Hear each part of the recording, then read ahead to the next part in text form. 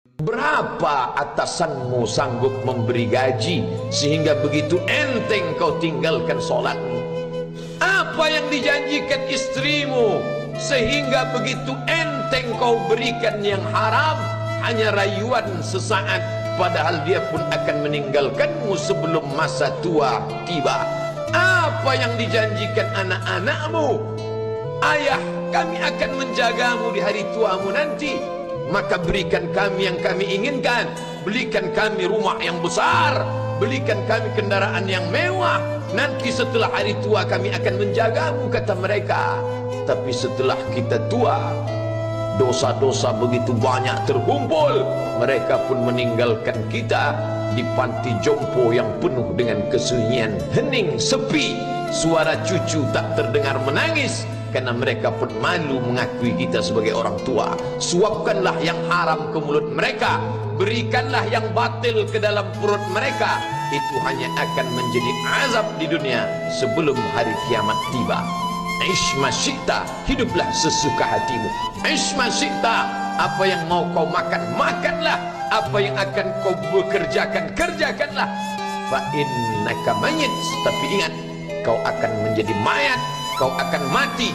Semua akan diminta pertanggungjawaban di hadapan Allah Subhanahu wa ta'ala.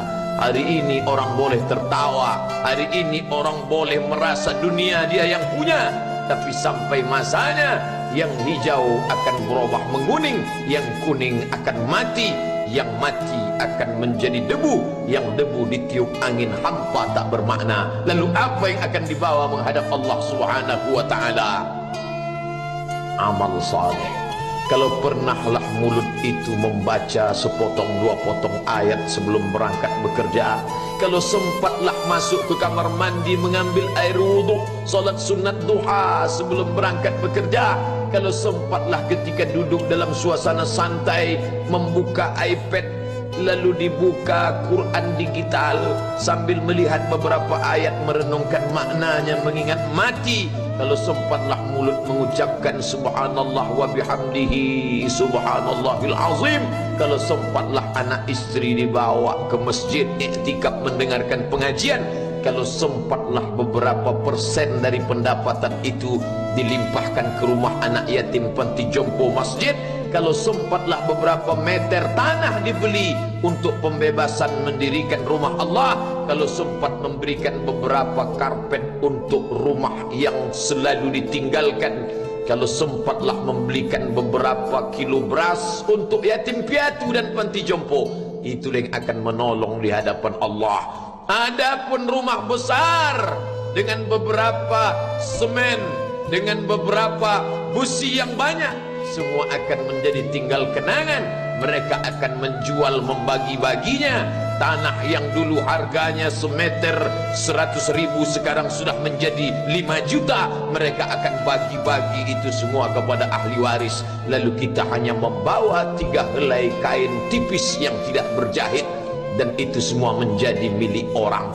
Kalau dulu mereka kita didik dengan pendidikan yang baik, di tengah malam mereka bangun menetes air matanya, lalu dia berdoa, Rabbighfirli wa liwalidayya warhamhuma kama rabbayani shaghira, seperti tetesan embun di tengah gurun Sahara yang panas.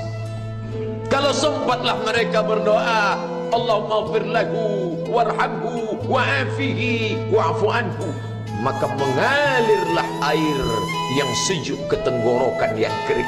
Kalau sempatlah mereka membeli makanan, diundangnya anak yatim, diusapnya kepala, ya Allah, terimalah sedekahku ini untuk almarhum ayahku, almarhumah bundaku. Aku tak dapat membalas budi baik mereka, ya Allah, mereka sudah mendahului aku.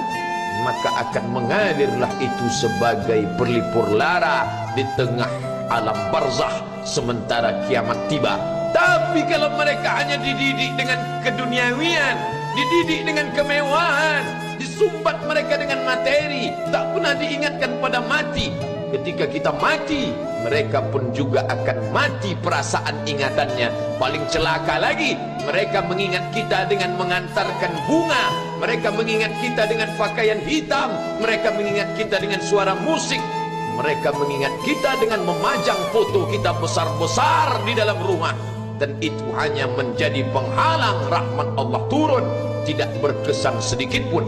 Mereka sedang menyangka kalau dinyanyikanlah lagu kesenangan kita, terobat rindu hatinya. Kalau dipajangnya foto kita, dilingkarkannya karangan bunga, puas rindunya. Padahal itu tidak membuat pengaruh apapun kepada kita di alam barzakh. Maka sayang, buatlah sayang yang mengingatkan sesudah mati. Kalau rindu, buatlah kerinduan yang membuat dia akan tetap mengalir sebagai satu amal sesudah kematian. Idza matal insan, kalau manusia mati, inqata'a, dulu rajin membaca Quran, berhenti.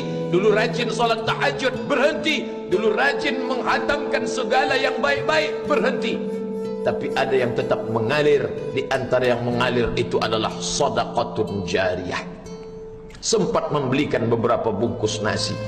Nampak orang tua di panti jompo menyuap nasi itu, menggeletar tangan mereka karena usia lanjut, menetes air mata. Kita bukan sedang melihat orang tua, kita bukan sedang melihat orang lain.